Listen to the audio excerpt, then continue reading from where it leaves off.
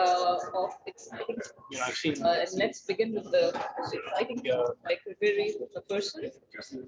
Grigori is the co-chair of the MLCommons task force on automation and reproducibility. He's also the president of the cTuning Foundation and the founder of cknowledge.org. I strongly recommend you to go to these sites and see the amount of artifacts that are reproduced on websites. And what Grigori is going to be presenting is developing a common language to facilitate research and technology transfer. So over to Greg. Thank you very much. So good morning, everyone. I'm sorry if I'm spoiling your breakfast, so hopefully will not waste 1 hour. My name is Grigori Fursin. I'm coming here from Paris. It was a long way, but I think it's a very nice event. So thank you very much for organizers. I think this event is really needed because it's first in many years. Personally, historically, I'm working not only on reproducing research results, but also really working closely with the industry and trying to understand how to make it easier to reproduce research and move it to production. And there you have completely different constraints. So during this talk, I actually want to tell you kind of my background, like why I'm working on this topic. And it's already about more than 20 years, I believe. Lots of frustration. And at the same time, I'll tell you a bit about this new language which we are building. We started doing it about 1 year ago. It's a very new topic. I didn't cover it before. Just a couple of things. In my past life, I worked really a lot on performance optimizations and compilers. I'm not going to go through that in this talk, or maybe I'll mention it a few times. If you're interested in my previous life, you can look at this tech talk in 2021, which I gave. It's online, and I cover really many topics from performance analysis optimizations. This actually relates really a lot to this great keynote which Thorsten gave yesterday. So I think we're really very much in sync, and we saw very many problems, similar problems in the past 20 years. So I will suggest to look at that. And as I said, so this talk I'm describing a language which we are building with the MLCommons, and the MLCommons is an organization which brings many companies and a few universities to build common benchmarking infrastructure for machine learning and artificial intelligence. Again, there is lots of issues with reproducibility, and I think it would be interesting to give you some problems and solutions which we found. Now, just again, very quickly going through my background, but very quickly this time. Actually, my very first problem with reproducibility and lots of frustration came back to '96. I was first year undergrad, I believe. And I really liked, my passion was not about doing all those reproducibility works and so on. So I was really fascinated by neural networks at that time. So it was second wave of neural networks. And I came across this nice work from John Hopfield, which was mentioning one of how you can build a very simple neural network and how you can actually memorize some characters and then you can restore them. So I was really fascinated by that. So I said, okay, I will try to implement it. And we had a 3-month summer project where I was supposed to implement it. But then the idea was also to try to use it in the real world. So with the post office, which found it very interesting that you can actually restore characters, and so you can read the letters and so on automatically. And of course, this 3 months project turned out into 3-year experience, which was interesting, but also frustrating, because at that time, obviously, it was just like a mathematical model, and we didn't have anything at that time. So computers was so basic, don't want to remember that, but even like building all the data sets, like getting all experiments. And so I had to do it all myself, which again, I think was a great experience. But then trying to build a semiconductor device, so I had to build all this measurement infrastructure myself. And in the end, when we built it, we realized that the device is just too expensive. It's just impossible to handle. So after 3 years of trying to reproduce this work, you realize it's actually you can't even use it. So frustration, yeah, probably. But now from that moment, I think I've cared not only about reproducing research, but also like trying to see what are the operational costs. Can you like actually really use it in production? And we forget a lot about this. And actually, Thorsten, again, yesterday mentioned some of the ideas behind now deep neural networks, which can take 1 year to train. And then you forget about all those costs and operational costs. So you just try to look at the accuracy, to look at much more characteristics than just accuracy. Okay, then again, very briefly, very quickly. So my second project was I realized that we need to well, at least from my side, that to solve some of those problems, we need to have better compilers because everything boiled down to compilers. So we need to improve them. So I spent 10 years afterwards working on compilers. And in one slide, 10 years of my life. So basically, we work with IBM and we try to bring machine learning to compilers so that we can actually automatically learn optimization heuristics. And again, for me, it was just like the experience was too long. Again, 10 years long experience, but even then, each experiment we couldn't sustain those experiments. So what I was thinking about, I wanted to provide an infrastructure for the community so that everyone could run our infrastructure on their computers with completely different software hardware. And then with the optimized compiler, we would collect data back in cTuning.org, and we would magically solve all the problems. We'll build self-optimizing compilers. So we built the infrastructure, but then what happened that when we delivered to everyone and we started collecting lots of data, within 2 weeks, I think we collected more data than I got in 5 years of my PhD. It was exciting, but then we could not reproduce anything. So results were like wasted because provenance was missing, like all the tiny changes in your system from someone else, we just couldn't attribute it with performance with optimization. So this again, this was a kind of frustrating experience. But again, I think I was trying each time to solve all those problems. So each time when I find a problem and I try to solve it, then like 10 more problems appear. So okay, what was next?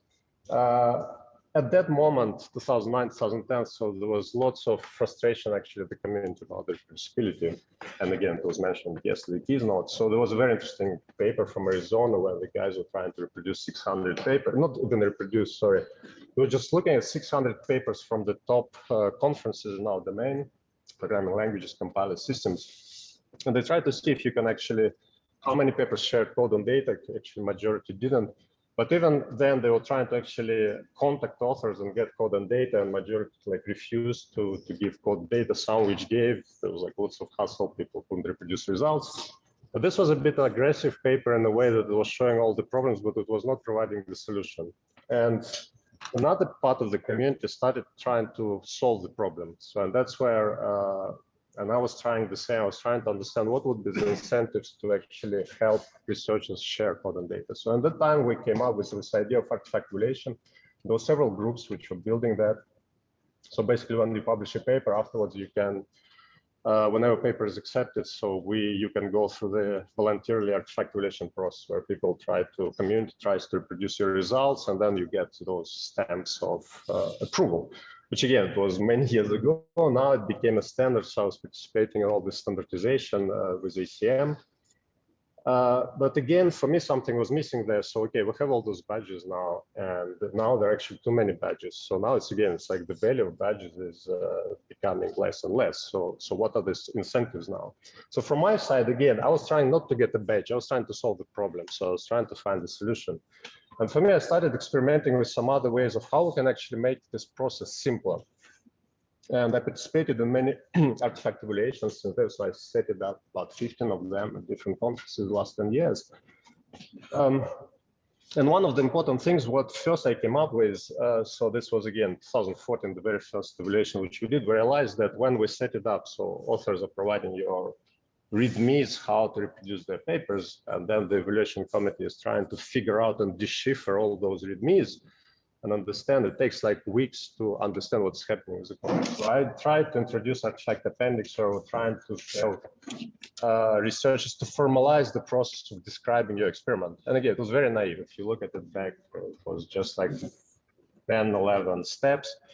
But it helped greatly. And by the way, this appendix, it's funny. So since then, it was used by most of our conferences. Actually, supercomputing picked it up. So I was very glad to see it. But again, the point was that over 10 years, we collected about 200 papers, now much more than that, but I was looking around 200 papers which had those artifact appendices. So I actually could try to see what are the problems with those appendices. And after each evaluation, I was getting a feedback from both evaluators and reviewers about what are the pains, what are the problems.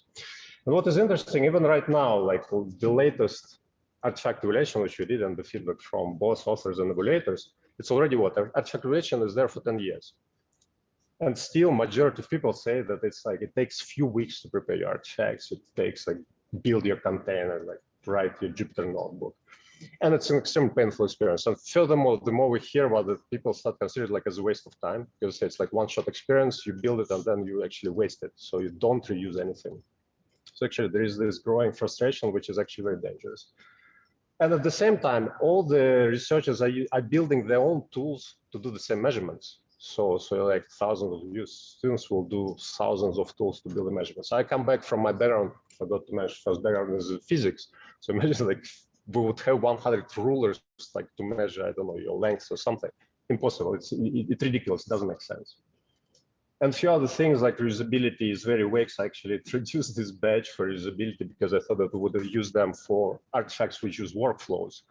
And suddenly the term workflows kind of disappeared from the standards. So now it's like very vague. What is reusability? Everyone has their own ways of, is it nice to use? Is it, what is that?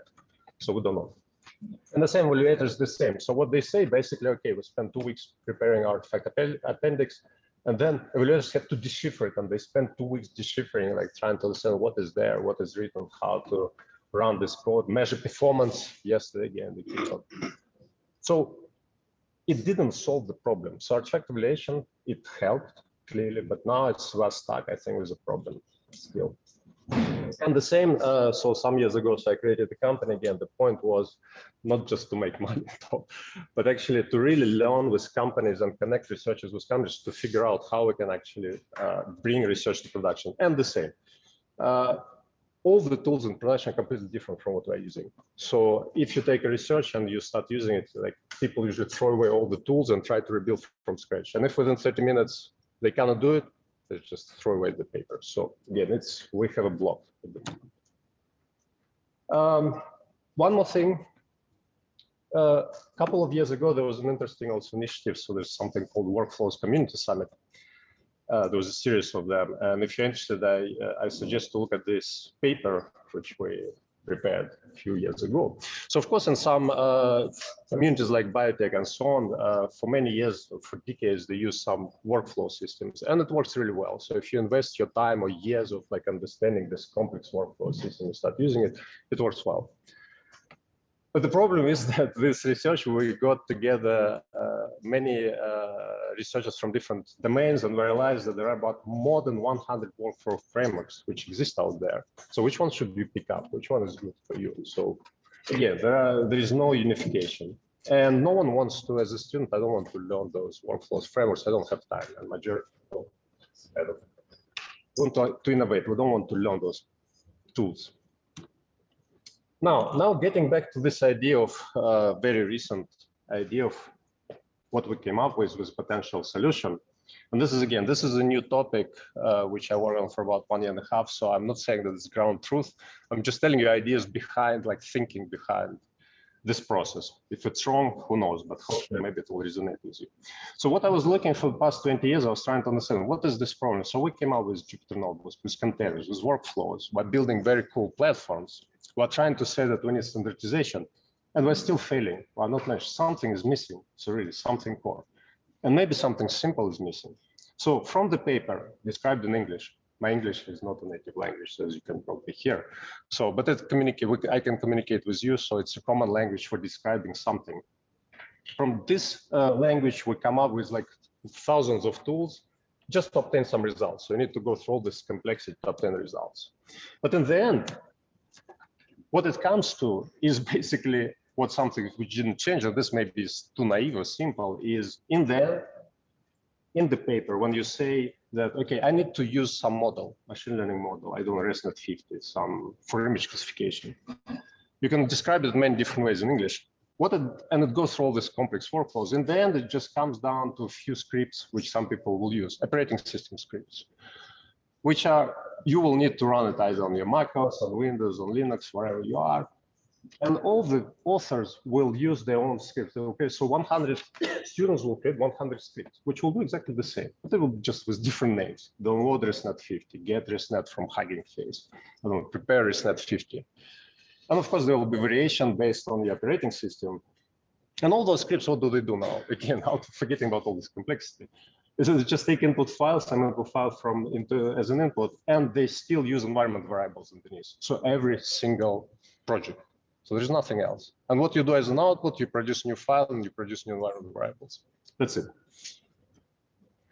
And then I started analyzing all those 200 research papers, and I was trying to figure out all those steps which people use, and can we actually make them like reusable? Can we make this kind of basic scripts which everyone can use, and they can become our basic blocks, which you can use on any machine. So you actually abstract this very low-level operating system scripts, and so that everyone else can start using it and reusing them. So you don't build 100 scripts which do the same thing. Okay, how do we do it? One of the problems, what I also saw in my research or research of our colleagues, all those hardwired names, now you start building workflows on top of this. And as soon as you have a hardwired name, you change the name, all the project collapses because and hardwired path as well. So this is like the disaster, our biggest disaster of substituting paths, getting something for a system. So we need to get rid of this. How do we do it? Let's treat those scripts as a database, key objects. So let's just for your script, we'll put some JSON or YAML file, which keeps you tags. Tags is human readable tags. So as I said, 100 papers were saying those tags, get ML model, download ML model. Let's just collect them all from all those papers, put it into this tag system. And then those scripts become searchable. So you can actually find the scripts. So you're not using the name, you call them by your tags. And what is needed next is basically provide a simple interface, which substitute all those ad hoc scripts with some, what I call collective mind, okay, it's a fancy name. Same run script with your tags, and you provide environment. And now the idea is that whatever in your appendix, your research, whatever tags you use in English, get model, download model, something, you will search underneath the system for those tags, and you will find the reusable script. And then those scripts, so the idea is that instead of having 100 scripts, you will just have a couple of scripts for Windows, for Linux, and so on. And at the same time, most of the people we need some still programmability. So those scripts are still very long. We all use those scripts, but they're very annoying to use. So that's why we use Python. Let's connect Python as well. So provide kind of customized Python before running your script so that you can get your environment variables, do something with them, and run your specific script. That's it. So this was, it took us like, it took me about 2 weeks just to write this. It's a very simple thing, very naive idea. But what I get next is, now I will just give you like about 5-6 slides, giving you further how we extended the system last year. So it took us eventually 2 months to build the whole system. But again, compared with 20 years, I think it's not so long. So the idea is, again, now you want to make this conversion of those scripts, you want them to make them reusable with the simplest way possible. Because again, as soon as it's complex, no one will use it. So that is that if I have my own project or someone has your own project, GitHub, whatever it is, or Zip, and you share it, you already have most of the time structure like script with something, some name and so on. So you just need to put this _cm.json file inside this directory where you put tags. We started adding automatically when you create later. I'll mention it like unique IDs for each of the script again, so that when the script becomes reusable out there, which downloads some specific machine learning model, for example, or data set or preprocess something. So you always have this unique ID. So whenever in the world now, you can always find and reuse the specific script. And a few other things. Again, don't want to get deep into details. And again, when I get this repository from someone, I want to know that there are some reusable scripts. So how do I do it? Where the .cmr collective mind repository YAML file, which just again gives you unique ID for the project. And that is that my front end will be able to figure out that there is something to search for. So when I say that, or give me the text, download model, something, I will search for all those repositories from everyone, anywhere, and I will find your reusable script and I will run it. That's it, nothing more than that. And that's what we did. So now you have this project with MLCommons, which we built, and thanks to them for the support. It's a very small Python code, which is actually 100 lines of code and not more, I think. And the idea is that what it does is just basically it's we have those couple of common sample repositories, so you can pull any repository from anyone, from you, from anyone else, from your colleague, from your friend. But then when you do cm run script with tags, it will search through the scripts and will find you the script and will run it. But what is very important, it will now run it. You forget about what the system you are running, and you don't care if it's on Mac OS, if it's Linux, if it's Windows. The whole point is that underneath someone still needs to, it's not magic, we still need to provide the gluing. And that's what we're trying to do. Gradually, we're trying to provide this portability layer. So on a high level as research, you don't want to deal with complexity. But somewhere on the low level, you build reusable scripts, which engineers can actually are very happy with. And we basically connect kind of high-level researchers with engineers to build those reusable scripts. Next, once again, this was a nice thing. So I want to say thanks to Arjun Suresh, who was a PhD student in France and actually also at Ohio State University here, and then worked in AMD for a long time on performance analysis of compilers.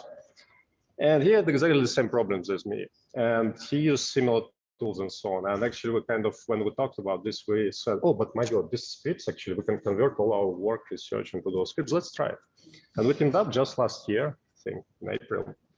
And what we started doing is we started building those scripts. So basically, we started looking at all the past research papers, and we started looking at all those basic blocks, naive blocks, what everyone is using. And we're just providing a reusable block. Very naive, detecting operating system, detecting your CPU information, downloading a file. Interesting. Usually you read the script saying, we need the Python 3.5 plus whatever it is, get it, substitute your path and so on. It's like everyone's already lost here. That is was to provide the script which says get Python. And what does underneath, again, becomes a bit complex. We're actually searching for all your Python installations on the system. If you find it, we give you a choice, like these are Python versions, what do you want to choose? If we don't find it, we actually download and install it for you. Again, the whole point that now when as a high-level researcher, I read those things, that I do those steps, I don't want to do any manual steps anymore. I don't want to substitute paths, I don't want to think about it. And I don't want to care that I'm running it on macOS, and my friend or my daughter yesterday was running it. Actually, she's using macOS, I'm using Windows and Linux. And she was running the same scripts, and we were not thinking which systems we're using. And the same for all the other topics which we use for my artifact evaluation, which is mostly related to performance analysis, and for machine learning, specifically artificial intelligence. So basically provided those scripts. And you can see now those scripts. And there are about 100 scripts which actually cover most of the research out there. A few more things, again, just like, again, naive things probably, but when we started building all those scripts, and we have a set of scripts, and different people have different scripts who started contributing and helping us, we realized that, okay, we need to treat this really as a database. So what we did, we just added a few commands, database commands with CM prefix, where you can say CM find script, CM load script, and you can use the unique IDs or tags or aliases and so on. And basically, we really provided a way of really simple way, non-intrusive way of converting your existing repositories into this kind of database of connected objects, or at least for now, connected scripts. That's great for this part. We learn a lot, or we build different complex workflow systems. We start from the top. Okay, let's standardize the workflow. Let's understand how we do it. Here we do opposite. Actually, we said, okay, we have those sets of scripts. So now how do we do workflows? We need a script wants to run another script. And again, you get another input file, another environment variable. Let's just start extending those JSON files. That's why connection of this JSON YAML, this meta description of the script plus customized Python actually solves all the problems with which we experience. So what we do is we just provided key dependencies where we again show tags, list of tags, and when we run the script, it will just go to those dependencies, resolve them, and recursively will run all the other scripts which are shared by the community. So again, we're just like actually really, with a few simple tags, we actually really started building, connecting all the scripts from the community together and reuse them. And the same customized by Python is really useful for programmatic, for a bit complex programming experience when we want to deal something with, I don't know, with environments, or prepare files and so on. Next, a couple of more things. Okay, now we have all those basic blocks. It's actually really fun. So we started connecting, implementing some complex, reproducing complex research project with them. It was fun. But again, when I download the model, for example, I download it in current directory. We need caching. So we created another abstraction called cache, again, with exactly the same API as run, so we can deal with the cache as a database. And again, it's created on your system automatically, so don't think about this. So cache, when I just put a tag cache in the description of the script, you will not download your whatever artifact in your current directory will download it in the cache, and next time I run the script, it will actually pick it up and give it to you, like provide the path automatically in an environment variable.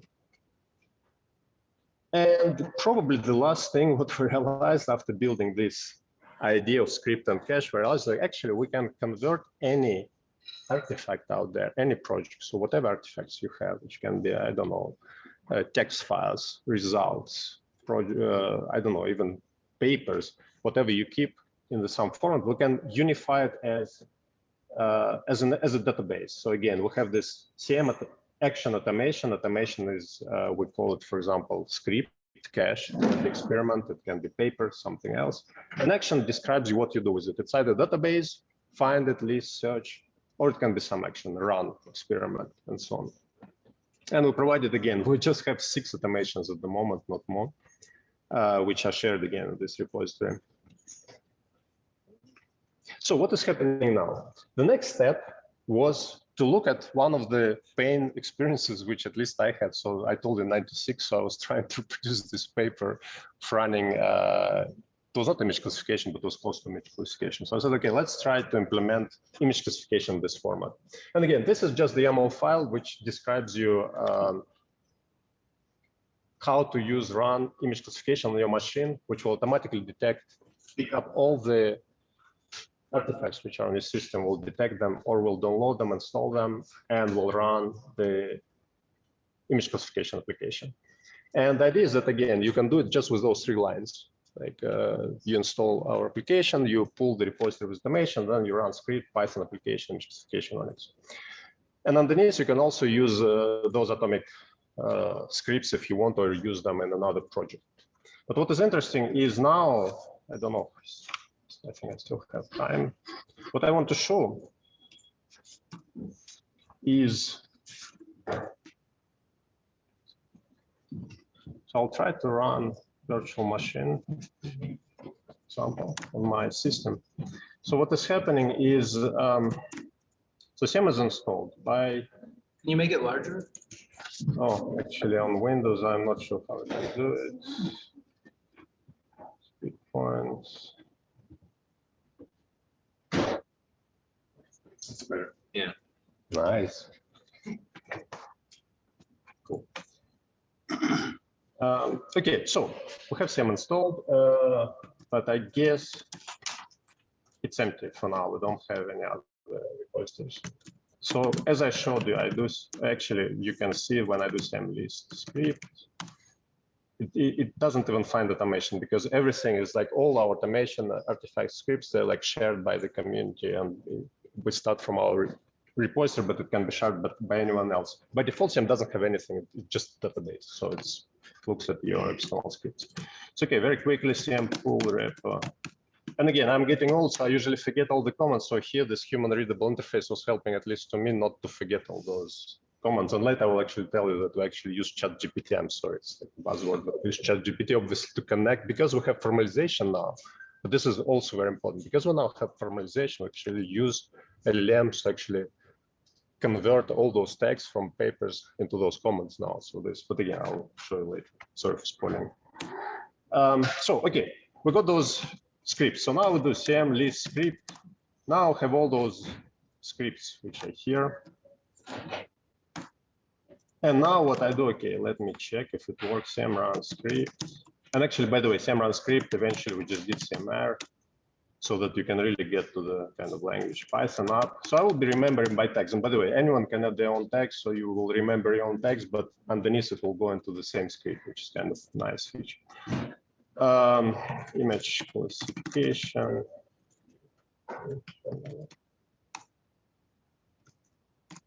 So, okay, so it's running those scripts, and now so we're downloading images from ImageNet. We're downloading. Now notice what is interesting. So again, because we're now a database already, so now we can actually connect similar objects like models. Someone else can share a model, which again, you need to make sure that it's compatible, but I'm not enforcing even standards. I'm working with the community to enforce standards. This is another interesting thing. This tool just allows you to collaborate with people. So we provide different dimensions how to collaborate. We're not enforcing standards, because I think as soon as you start from enforcing standards, no one uses them. We're actually building standards. because we can share it. So whenever someone else shares similar model, and then we work with some other companies, so I was at ML for a few years, so they use TVM, so we provide model in TVM, and we shared it. So now when I run those scripts, suddenly I realized by text that there are two scripts available. So one is for standard Onyx model, another one for TVM model. So it just tells you which one to choose. If you use quiet, you will use by default, but well, let's say default one. And again, so what is happening underneath, then it downloads. By the way, that will be slow. Okay. Anyway, I will I'll get back to that after, and we'll check if it works. But the idea is, again, so now we're downloading a model fully automatically from this specific source. And if you were using it from someone else, you would like reuse another component. So we could download it from another source, plug it in, and continue running the workflow. And eventually, we really can start connecting different artifacts from different users together. So that's really automated all our process. So I'll wait in the background for this download. This I didn't think we need to check it. It's live, so it's downloading slowly. I'll get back to that slide, to that virtual machine. I'll check it later. So what is next? Just a couple of more things, and before I'll get to performance analysis. So, and the last thing, what we did again, when I used to do my own experiments. So I used to be a scientist in the previous life before I moved to industry. So what do? We run experiments and we spoke a lot about this here, that we want to keep all the provenance, all the information, and somehow we need to enforce it. So here, when you run our system, so actually, as you can see, the whole flow, information flow now is explicit. So we know what is happening within the system. So actually we can export it, we can monitor it, we can do whatever we want with that. And then we can start building hierarchy of scripts. And again, everything's just those scripts or basic automations based on top of it. So instead of usually fixing this, like building a complex GUI, trying like workflows, we go bottom-up approach, again, like in physics. So what we do next is, okay, experiments. We need to automate experiments. So what we do, we just created very simple automation called experiment. And again, with the same API, run experiment with tags, and then you just give whatever you want to run, hello world echo, or you can actually run a script, image classification. And what happens, again, we will create you an artifact called experiment with those tags in your repository or in the repository of your research project. And then you can actually, again, with the same information on those JSON files, you can actually reply experiment. So basically it will go back and it will have all the provenance automatically collected, because now we use those very basic scripts which monitor information. And again, building GUI, so of course we build GUI on top of it, like to when you run multiple experiments. So we created those explorers when you do like Cartesian product of multiple dimensions. If you want to tune, particularly for compilers, it's very important, even machine learning, training. So very simple, just one line of code where you can actually start running very complex experiment, and underneath you just plug in some image classification or training or some complex experiment. And what it does is it just basically creates an artifact that collects all the provenance automatically. You don't think about it. And on top of it, you build a GUI now. We've created a GUI, knowledge.org. If you go there, you'll see a very sophisticated GUI where you can actually visualize your experiments. And you can now reproduce them. Let me just go back for a second. Sorry. Okay. Wow. Anyway, then I'll have one more thing before going back. So what is interesting now is, of course, we also mentioned yesterday FAIR principles, and I like this idea. So when I read first about FAIR principles, like, yeah, it sounds good. So how do we enforce it? Make it findable, your artifacts, accessible, interoperable, usable. How will you do it? That's why 5 years people speak about, but no one knows how to do it. And then this idea that when we came to those basic blocks, I suddenly realized that's what we did actually. So because what you have now is all the artifacts, they're now packed with the tags and with unique IDs. So they're findable. Actually, something crazy. Okay, we're nearly done there, but this presentation, I converted all my life actually for last year, but that took me 1 month. Converted everything, all my life, all my presentations, papers, research. It's actually, I'm traveling here. So this presentation, it's inside CM.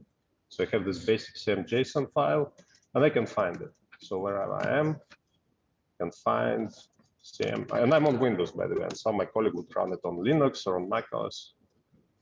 CM file.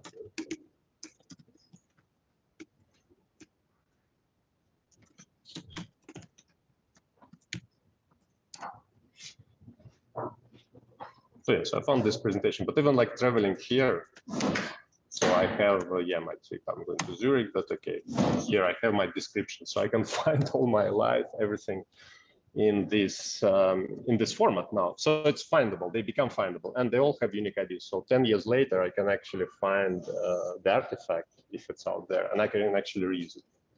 And the same, so now we ran this image classification, which actually takes some people, if you want to start from scratch, like a week to understand, like getting all the pieces together sometimes. So now we ran it like from scratch in, well, continuing download in whatever, a few minutes.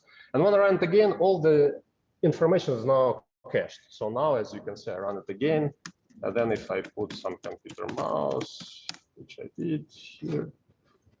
So I have a computer mouse here. So I use my mouse to check that it really does mouse classifying my mouse as a computer mouse. Now, all this, actually my kid, 12-year-old kid, managed to do it just before coming here. So I'm sorry, I used my daughter as a guinea pig and she was happy. So we did it in, in 5 minutes, she could run this experiment. Okay, of course, she doesn't understand necessarily what's happening. But then looking at those steps, she was like, oh yeah, I can actually read, I can actually understand, 12 years old. Yeah, I can actually understand what is happening now.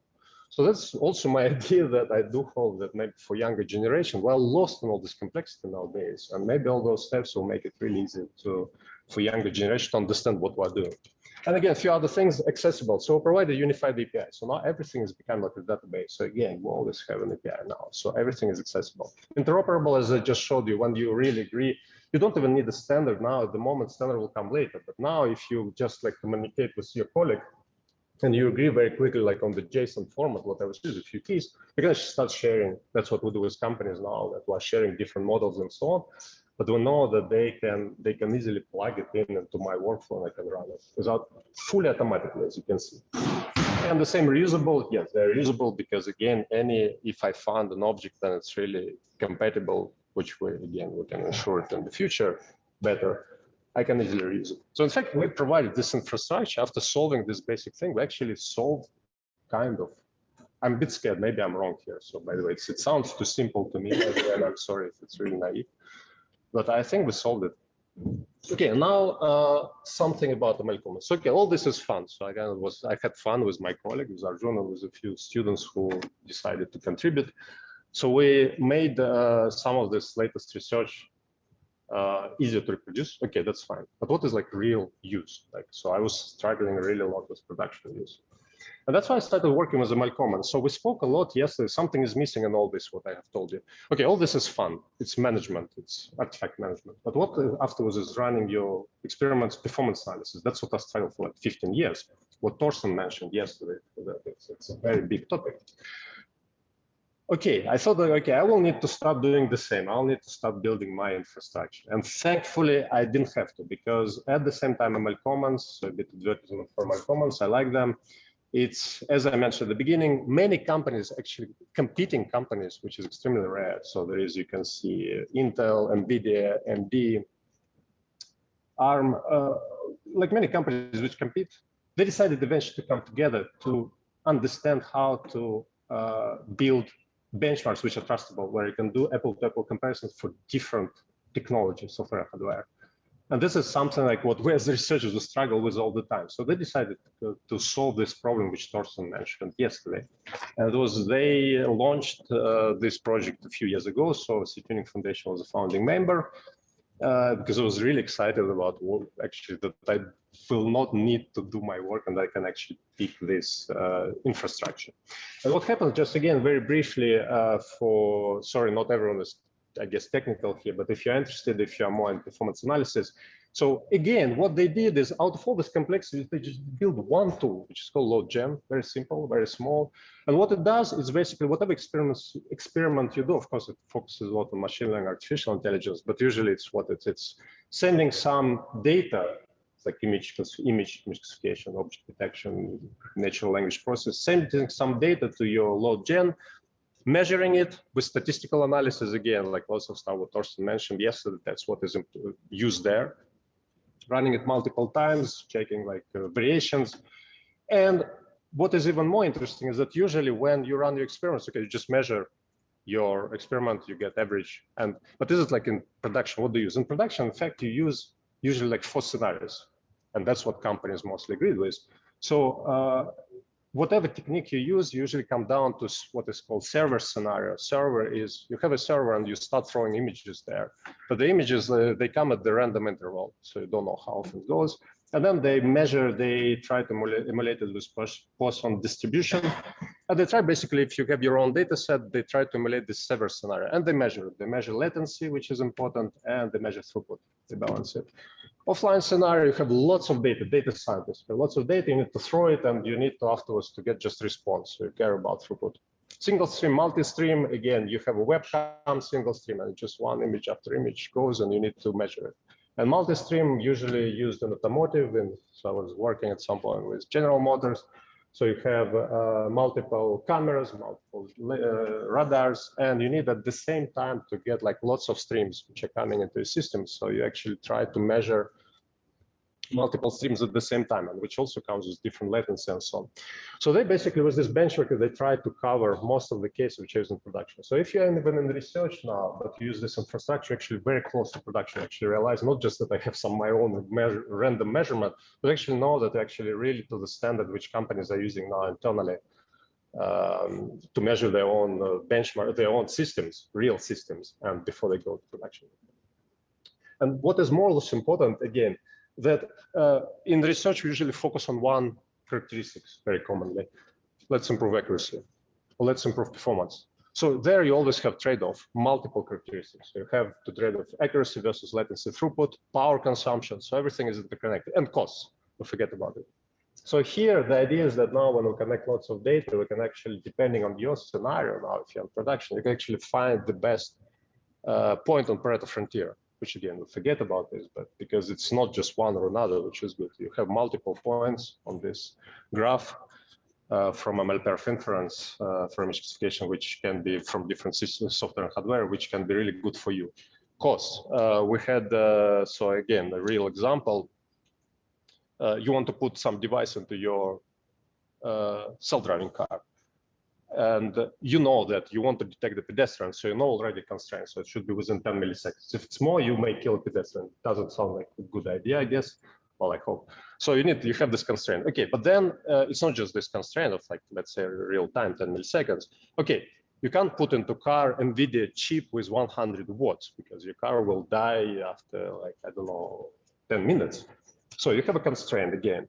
And then the same cost. You can't put $2,000-3,000 huge chip into your device. So you need to put a small device. But then small device, what is the accuracy? Is it good and so on? So you have all those complex trade-offs. And we can actually really, as a researcher, I can actually really be very close to production now on what I do in my own research. I can actually really think not anymore, okay, let's publish a paper with accuracy.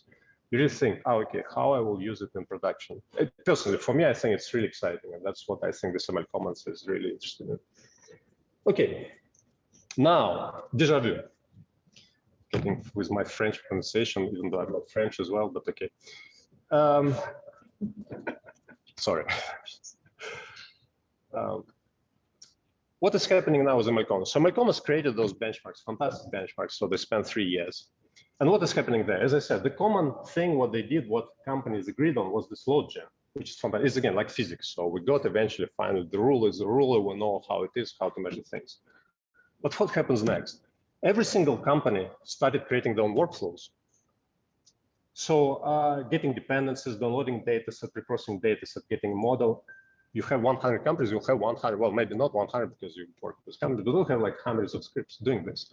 And this became a mess. And every company, if you talk to them, what they say that internally there are teams of 5-6 engineers working on this benchmark, and it costs them a fortune to do it.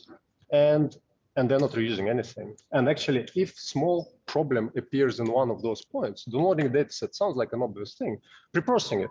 Reprocessing, in fact, it's very complex. If you did a small mistake, your whole accuracy dies. You have no idea what happens. So people spend like months and months figuring it out. Why? Because of this, again, complexity.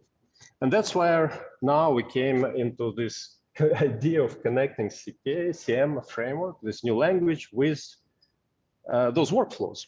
And that's why I established this task force last year. Well, actually last year, September, so it was very recent.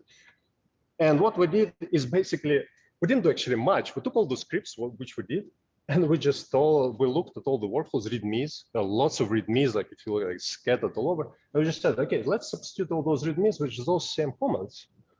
And we did that. And we did that in just 1 month. And now if you want to run MLPerf, you again go through those comments. And many of those comments, you will see that they're used from what I just showed you before. So it's actually, we reused all the components. And now it's portable. So now, except that it's potential implementation from NVIDIA, from Intel, and so on, something is different. But that's where you put them as an artifact and you plug it in the different artifacts from different companies. But all the rest is the same. It removes all the problems, potential non-determinism, all the issues. And if something goes wrong, we can fix common workflows. And what is more important, those scripts, now the community can reuse it. So work with other, later I'll mention if I still have a bit of time, that we actually work with some journals who started taking those scripts and they use them for completely different tasks. And again, it's like 10 minutes of work, 30 minutes of work to reuse them. And again, so that's why I said, so recently, it's of course, when we started talking about this, it's funny that suddenly, when we realized, when I was telling you this process of thinking that we have all those like, descriptions in English of the same thing, but done slightly differently, then of course we can retrain very simply the ChatGPT, which is available. It's very simple. So we just pushed all our comments. Again, comments are very simple. So we just pushed it through ChatGPT, and then it's just started telling us how to, you can now say how to run NVIDIA implementation for BERT benchmark, using same language, and it will give you all those comments, which again, now you can just copy paste and start running them. Again, the whole point is to reduce the friction for people. So that's what we again spoke a lot here. So really, and this, by the way, I'm doing it for myself, just to be clear as well. So I want to help people, of course, but I suffered with that for 20 years, which is, I'm tired of those like hardwiring patterns. I just want to get to some fun things and not like spend time on all those like figuring out how to run experiments. And one more thing, so student class competition, it was a funny story. Last year, student class competition colleagues, they approached MLCommons and they said, oh, you know, we want to run as a challenge, one of the challenges, there are many challenges, MLPerf inference benchmark. And the first response, so David Cantor, my friend, colleague, CEO of MLCommons, first he replies to them and said, no way, like MLPerf inference takes like 1 week to run. But then next thought, like in 30 minutes, oh wait, but by the way, there is like CM framework. Let's try it. Can do it like not 1 week. What is the budget? It's like 1 hour. So students will have live 1 hour. Can they run this benchmark within 1 hour? And furthermore, it's different teams, also international teams from US, China, France.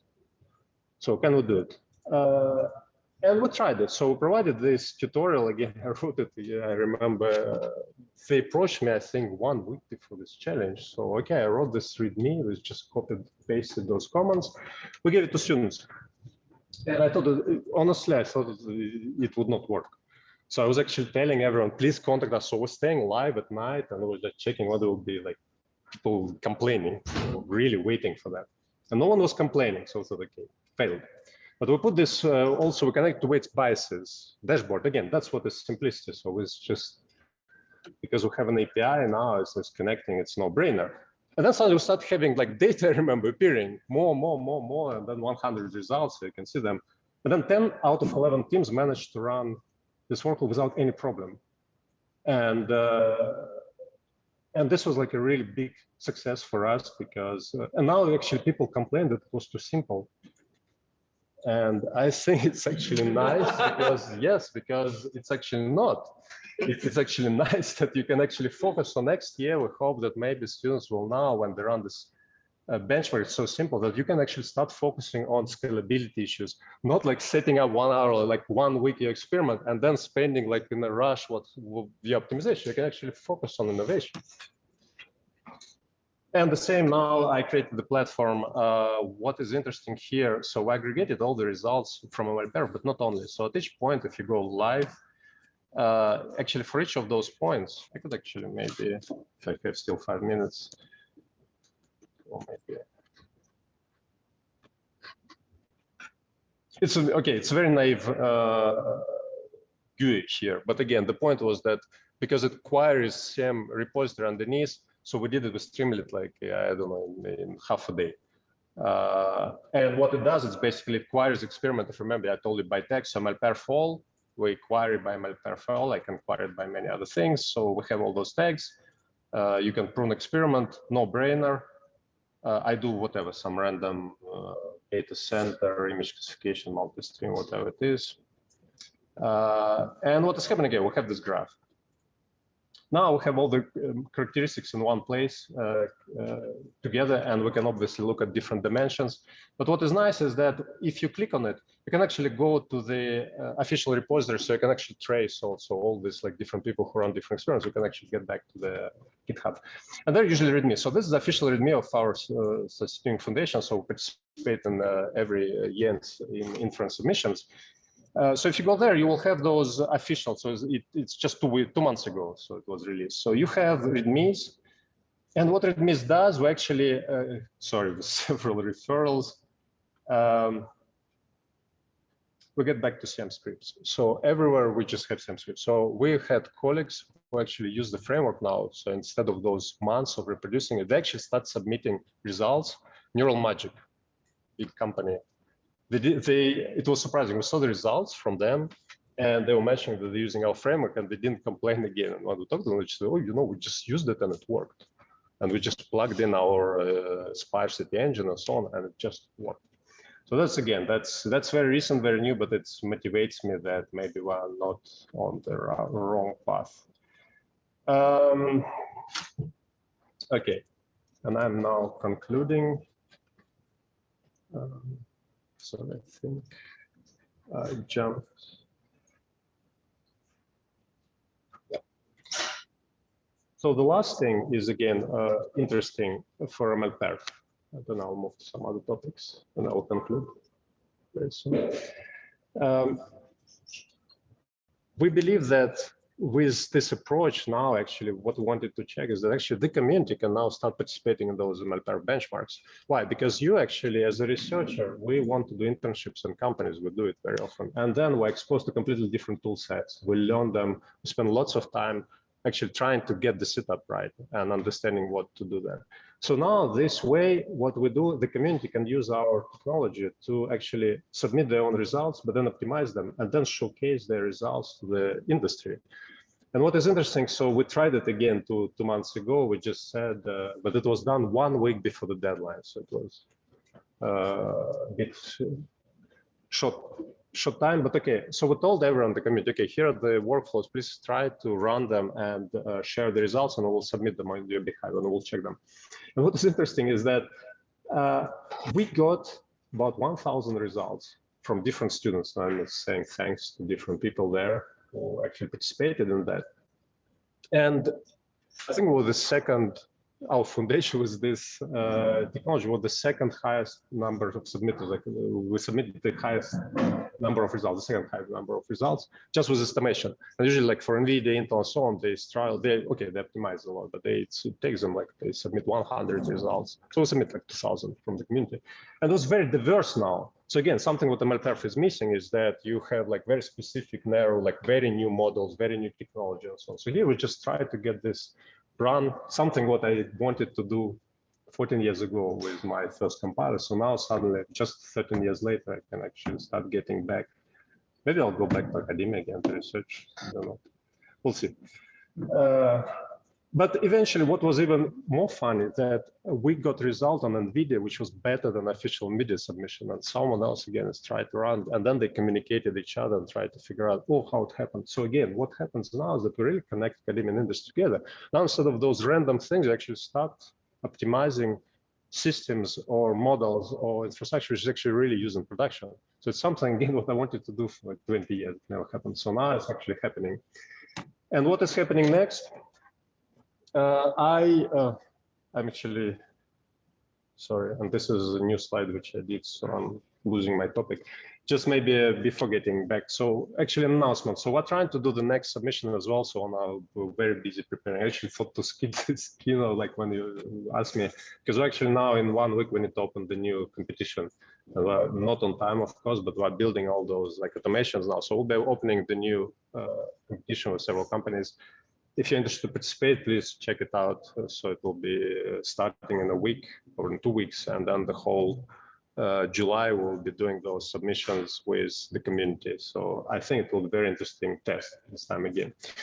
But now get back to conclusions. So, and just sorry.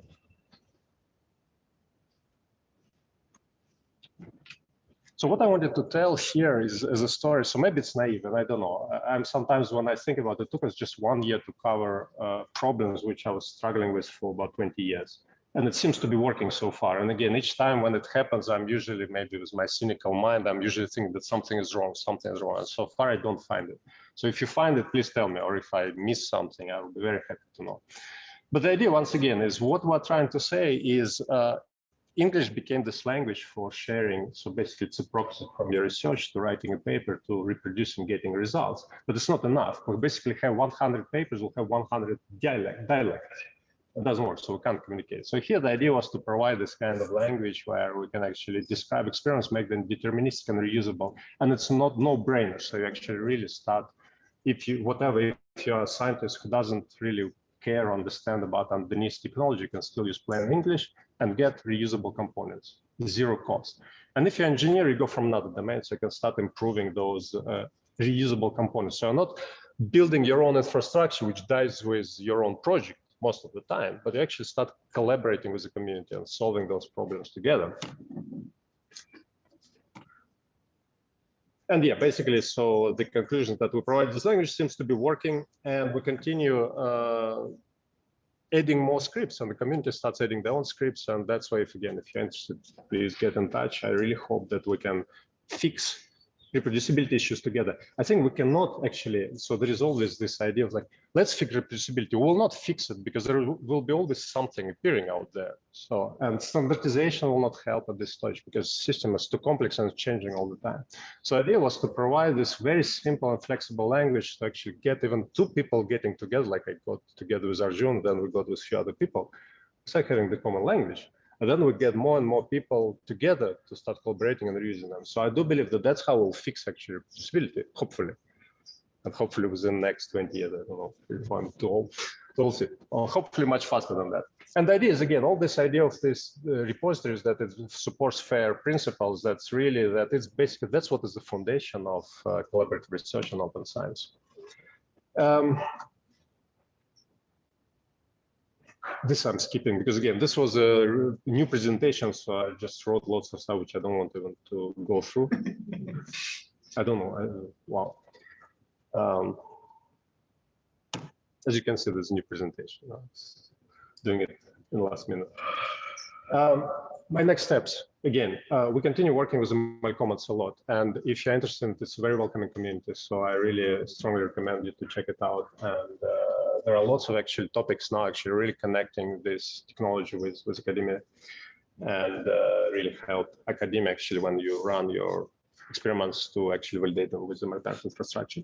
As I mentioned, we organize reproducibility and replicability challenges now based on this really standard industrial grade infrastructure. I think that's what also was missing, and that's what will be interesting. So please follow it. And there are interesting things. So we're checking, of course, we're now trying to add to scan like repositories from Hugging Face, from papers with code, and actually trying to connect it with same language again, so that all those shared artifacts and experiments we can now actually really provide again a common language. So you can actually not just look, oh, there is a graph, my graph is bad, but you can actually click on it and just start running experiments on the system. And by the way, those ideas that what we discussed yesterday, that now when you submit those results, you can actually start digging inside, because another complaint about the MLPerf, but not only MLPerf, is that, okay, you have those numbers. I build a better model, and I don't know, it improves accuracy by 5%. Why? Okay, there is some like complexity. Does it really work, and so on. So here we can start providing actually reproducibility reports where students can actually dig inside what happens in the MLPerf and explain things. Why? Because then you can actually start improving. You understand what's happening. You use sparsity. Which parameters did you use? Let's parameterize it. Let's expose it through this language so that next, whatever you or your colleague can actually start changing them, improving them. One interesting thing, again, back to what I want to have like 20, 25 years, as I said, now we have this lots of data suddenly, but it's now for the first time, it's actually in a reproducible and reusable format. So now actually I can actually help end users who actually use those results, I don't know, to improve, build better model, I don't know, but actually we use a lot now artificial intelligence for good, for like in hospitals and so on. So actually there is a project trying to use those results for improving, like, let's say, medical imaging. And again, one of the things that suddenly now we can actually really make the process really reproducible, and the time for, let's say, hospitals to use it, we can reduce it dramatically. We will continue, actually, we started working with some journals, and I'll try to continue doing artifact evaluation, but this time, this year, I'll try to see if we can actually convert all the papers into this format and just see if it works. Again, something new, I don't know what will happen. And of course, we continue improving our assistant. Again, this is research. So now I'm having fun with research suddenly, because I used to play with training models like 10 years ago for compilers, and then I stopped. And now I'm suddenly like getting back to training models, but actually for training language to improve the reproducibility, which is not what I have expected to do, but okay, why not? It's research, sounds fun. And I'm done here. I just wanted to say last thing, that I'm really grateful for the community. So to the community, which was giving me lots of feedback, and actually the list of people whom I had very great chats is growing. And I actually realized I can't just put everyone here. So what I started doing is that I'm keeping this file where I'm actually, whenever I talk to someone and someone provided other good feedback or something, I'm adding them there. So please, it's like, list is big, but I'm grateful to them, because again, I worked on this topic for 20, 25 years. And it's really many of those ideas, it's not just me who solved the problem. So each time, maybe 5 years ago, 10 years, I talked to someone, so some like those ideas, they were accumulating. And I do believe that all this was an accumulative process with lots of great people there. So, and even like having this conference again, getting back to discussion and so on, I really hope that we will solve those reproducibility issues together as a community effort. And if you want to join the project, yes, please just probably join the Discord server. We keep discussions, follow the project, and you can please feel free to use those scripts and automations. And I'm done here. So thank you very much.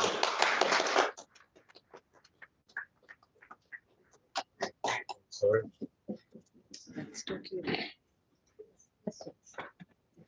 Yeah, fantastic talk. Thank you so much. That was very, very fun. You know, the student of mine, you know, Ivo Jimenez, he did Popper, and I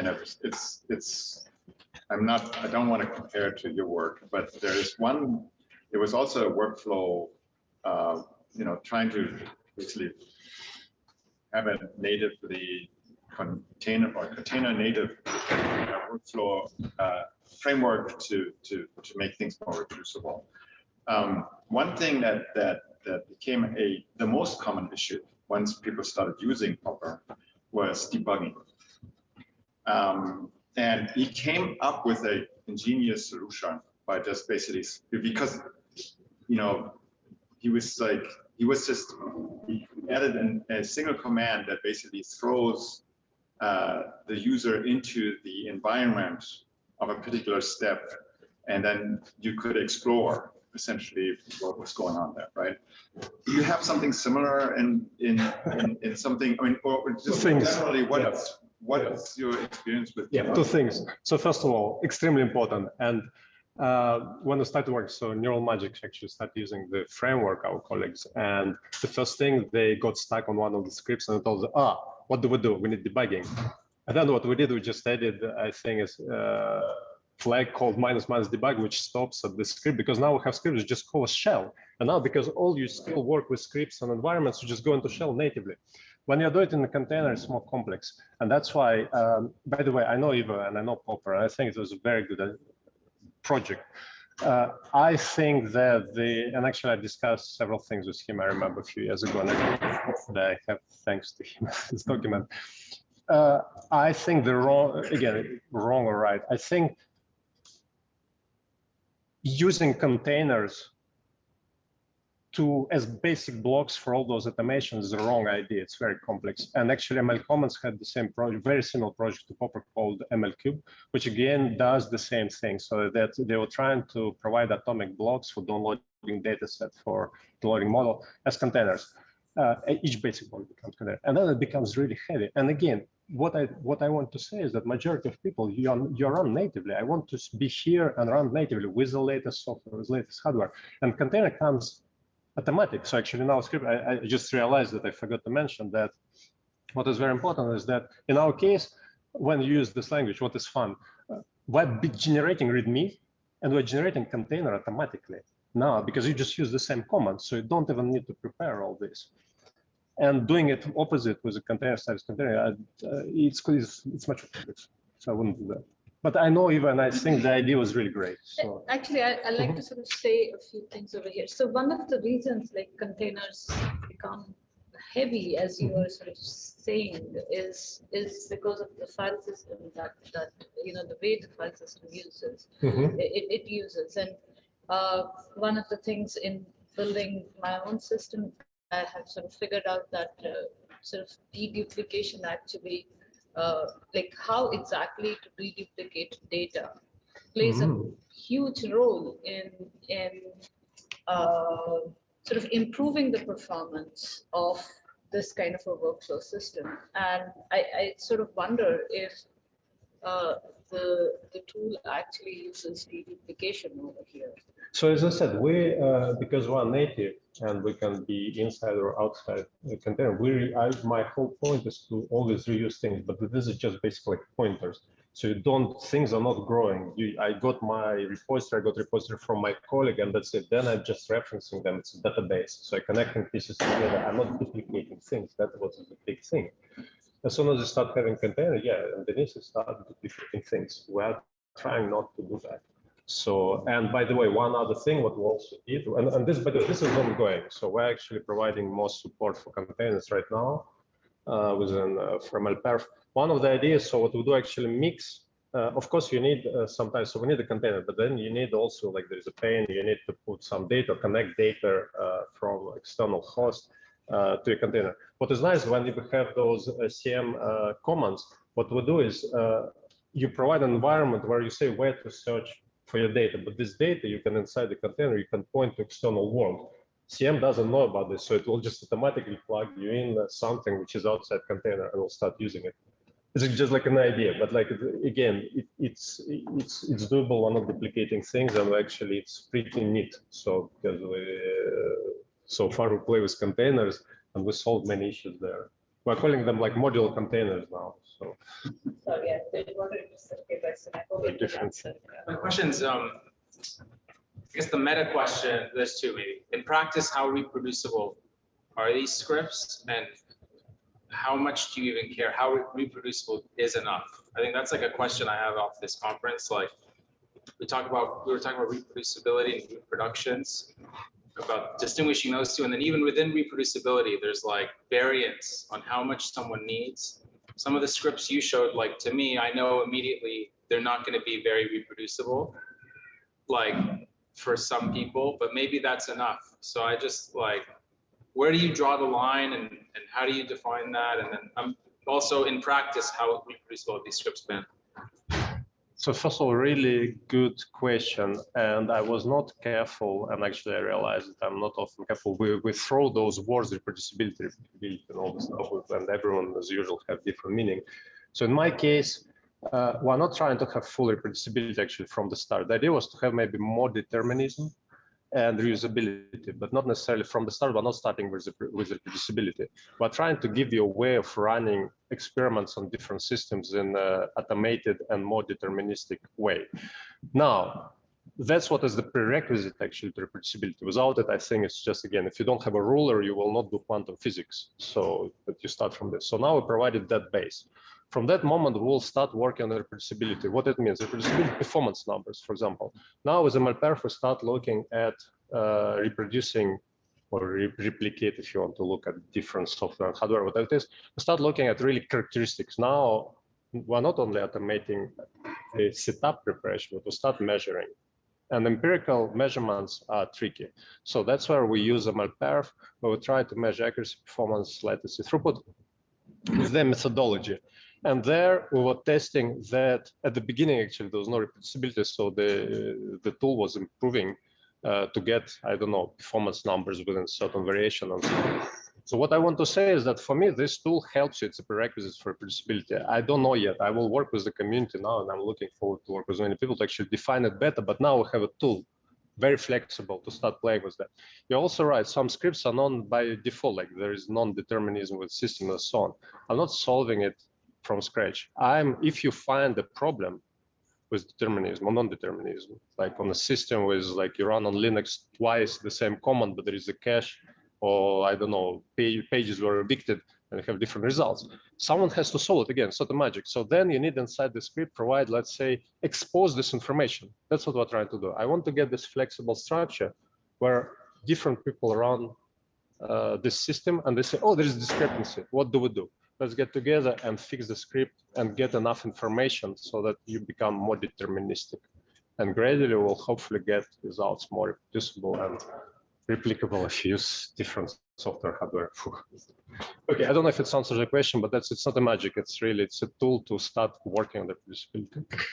And that's why I think what is missing really, because we're coming up, actually wasn't some standardization committees like some years ago where people say, okay, let's get through all those papers and let's standardize everything. And one day later, things change. So you cannot do it. At Intel, we're trying to do it. I remember like saying, okay, let's 2 months like reproducible benchmarking. Impossible. Like things are changing every day. So my research, I published it now. Tomorrow it's outdated and probably not reproducible. So I'm just providing this. Yeah. Yeah. One little question here. I really like this effort, and I can tell there's a lot has gone into like this project. I'm curious, like how much of a market share for common tools does a project need to have like this in order to be satisfied with their progress? Is it 30% of people be using it? Would that be a good target? Like, I'm just curious because it's getting everyone to agree on one tool or one anything is virtually impossible. We're never going to achieve that, ever, right? But if we can get if we have a critical mass of people, then you start making progress, right? I'm just curious, like, you're not working for how much impact, how much impact is reasonable to expect, or what reasonable that you could hope to achieve by providing these tools? Yeah, first of all, it's a good question. I have to admit, I didn't even dream about this question because I think we can be very ambitious and say everything. I don't know, I can't answer. I'm very scared of giving numbers because it may fail tomorrow, no one will continue using it, and it's fine for me. Yeah. I don't know. And getting market share, I don't know. The idea is, if we start working with conferences, I would love to see, let's say, within a few years that many of my conferences which I work with, they start using this language. But again, I wouldn't tell you like what is this percentage. It's just really, I'm covering not by percentage of people. Yeah. I'm covering probably by events where people use it. So this is, and companies as well. So we have already several companies using it. It's already huge. We didn't expect, and they didn't even ask us about that. So this is already for me. For 20 years, when you build tools and then you go to people, you like persuade them, you show them, it's like it's back and forth. Yeah. People just used it and it worked for the first time, probably 20 years in my career. There's no right or wrong answer here. It's more of thought. So I don't know. I can't say. I didn't think about it, and maybe I'm because the project is so new that I'm so like just working on this. So I didn't. Maybe if I start like creating a startup, but I don't want to do that. I'll need to check on. I'll need to provide market shares for people. Sorry. Thank you for the great talk and for all the work you do. I really appreciate it. The one thing that I wanted to, maybe it's more a comment than actually a question. Recently at PodOS last week, there was a discussion about reproducibility. And one of the main points that came out is that the reproducibility badge might be the wrong one. Because people fear that it's too much hassle, like you were saying. So my question to you is more around, eventually we want high quality artifacts that support reproducibility. What should the artifact evaluation committees check for to ensure that you get a high quality artifact? Because So if we reduce it to functional badges, I personally fear that people will not put in benchmarks, scripts, and sort of reduce their artifact to really the minimum to make it, you know, run once and that's it. Then if people say reproducibility badge is too much, we don't want to compare actual performance results, and it takes us a month to implement. What is sort of the middle ground that either in badging that we have to find, or in the definitions of how we think about the process of evaluating artifacts? So thank you for the question, and it's that question is extremely important because I actually see that what you're saying. Actually, really see that I see artifacts where people just. That's why I told you at the beginning that now have many badges, but they're like the value of them is like going down because it's actually people are minimizing the effort, and it's not necessarily that we can get something useful from that. And again, not all results are produced. For me, one of the things, what maybe I will get back to this reusable badge, which my original idea when I proposed it at this committee ages ago, was that we need to have this kind of language. At that time, I didn't have that language. I was just thinking that we should have this kind of reusability, where the idea was that you can take stuff and build upon it. So, and everything should be there and everything should support, like, so I can actually not only reproduce results, but start using, comparing and so on. It didn't happen. Maybe with this language, I wouldn't just change now the badges. It's okay. It still gives lots of value. And by the way, I shouldn't be, I mean, it's still an extremely useful process. But maybe we should improve this reusability badge and say you use this kind of language, which means that we can actually really figure out what are the components inside the system very quickly. And we can actually plug them in into our system. We can also see all your experiments, just like what I show you. You actually share all the provenance, and with one click, we can actually rebuild them. And it's universal. I don't need to think about how you do it from paper to paper. So that's why I would do it. I'll probably move back to this improving the reusable badge, and all the rest I would keep the same. Otherwise, it would be a mess. Anyway. But I agree with you. Yeah, I see that. Oh, we're running a bit late. Yeah, we do. Sorry. Oh, Yeah. I'm sorry. Thank you. Actually, we have one question, which is Yeah, there was one question from Jose Hernandez online, and it was, what do you think is the learning curve of CM to adopt the language and not be tedious and not seem confusing for researchers to become a unified language? Good question. Tricky one. All what I can say is I build it based on the experience of this many years of experience. That's why I was explaining the thought process. And my point was to make it relatively simple for me and using my kids as a guinea pig, just trying to figure out that it's easy. It doesn't make it, so that level, it's reusability. It seems to be simple enough with tags and so on. The second question is adoption, is when you add new things. I think we're working on that. I think it's actually pretty simple, but that part we need to improve as well. Probably, I don't know, maybe document it, maybe getting tutorials and so on.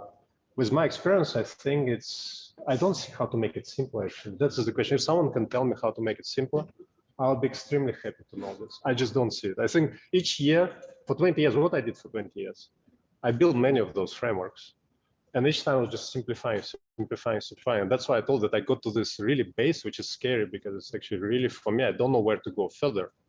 So I don't know. I think I don't see other ways. And if someone can tell me, please. let's thank this.